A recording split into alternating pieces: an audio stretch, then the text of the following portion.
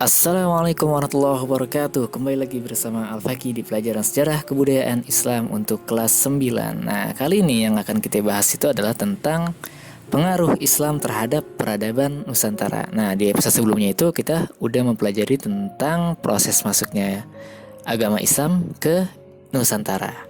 Oke, sekarang pengaruh Islam terhadap peradaban Nusantara. Apa aja sih pengaruhnya? Nah, poin yang harus kita catat nih.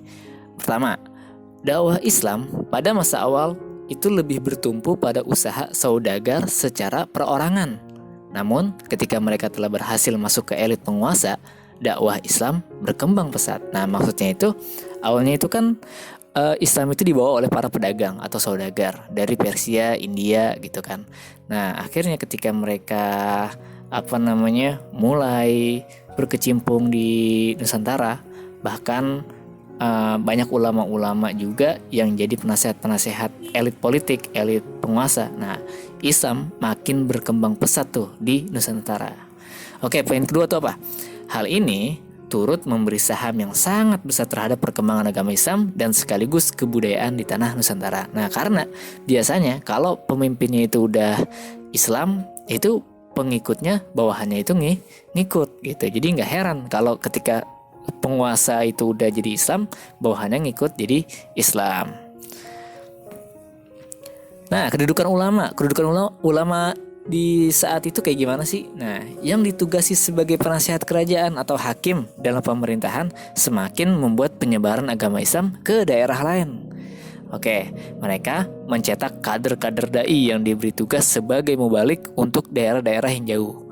Nah, jadi di sini ketika para ulama udah masuk ke pemerintahan, nah ulama-ulama ini juga membuat kader-kader dai yang dikirim tuh ke daerah-daerah yang jauh gitu.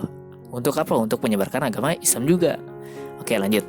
Para ulama juga giat menulis buku dan kitab dalam bidang agama maupun umum, yang selanjutnya karya-karyanya dicetak dan disebar luaskan.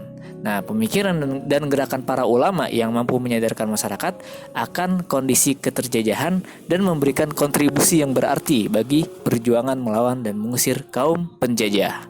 Nah, jadi di sini banyak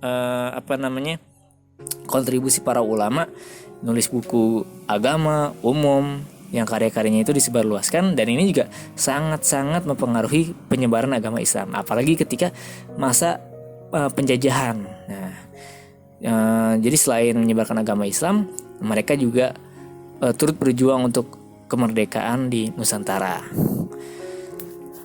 Oke, jadi yang pertama pengaruhnya itu ada dari segi bidang seni arsitektur, yang mana banyak masjid yang didirikan oleh para wali yang mengembangkan gaya arsitektur yang indah dengan sentuhan etnik dan budaya lokal. Contohnya nih, misalkan ada gambar Menara Kudus di Jawa nih. Jadi itu ketika Islam makin banyak, apalagi di Jawa waktu itu, masjid dibangun. Nah, nih masjidnya ini dibangun dengan corak khas etnik dan budaya lokal Jawa gitu.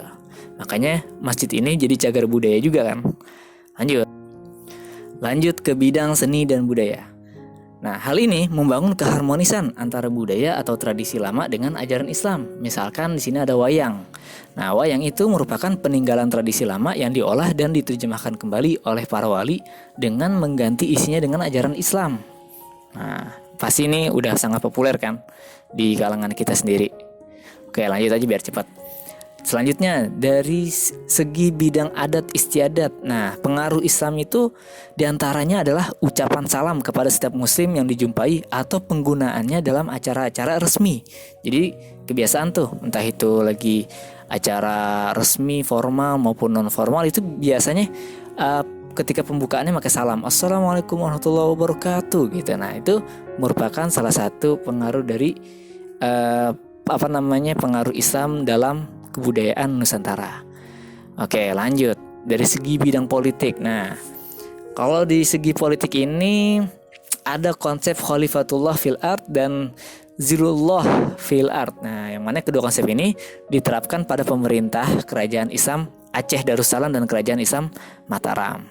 Nah, di samping itu, tata kota wilayah Nusantara banyak mengadaptasi sistem tata kota Islam yang memadukan antara keraton sebagai tempat aktivitas pemerintahan, masjid sebagai tempat ibadah, pasar sebagai pusat ekonomi masyarakat, dan alun-alun sebagai tempat berkumpul masyarakat. Nah, pokoknya di sini dalam bidang politik juga ada pengaruh-pengaruh konsep Khalifatullah fil ard dan Zilullah fil ard yang mana menggunakan hukum Islam. Walaupun di sini sebenarnya diskusinya ini sebenarnya sangat panjang gitu kan. Jadi nggak bisa nggak bisa ditarik kesimpulan secara gampang gitu. Intinya tuh ada pengaruh yang ada di Nusantara ini yang mengikuti konsep politik yang udah berjalan di dunia Islam di abad-abad yang lalu. Oke, itu aja di pertemuan kita hari ini. Semoga bermanfaat. Kurang lebih mohon maaf. Wassalamualaikum warahmatullahi wabarakatuh.